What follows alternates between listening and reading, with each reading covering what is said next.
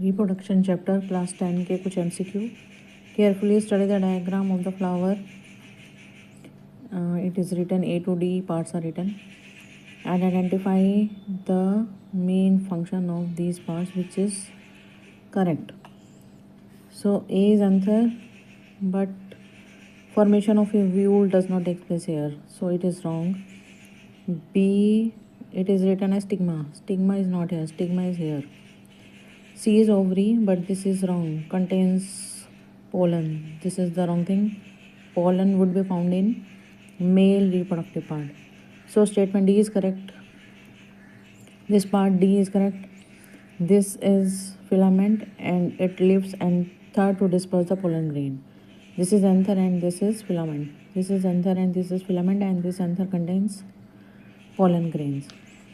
Other question is, in a flower the parts that produce male and female gamete. Male and female gamete कहाँ produce होंगे flower में? तो male gamete होंगे anther में, and female जो ovule है वो प्रोड्यूस होगा ओवरी में. Next question is, which of the following is not a secondary reproductive organ? कौन सा इसमें सेकेंडरी रिप्रोडक्टिव नहीं है?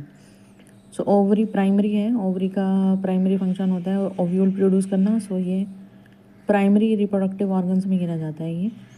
Next question is, the figure shows the female reproductive parts from A to D. You have to match these parts with the function.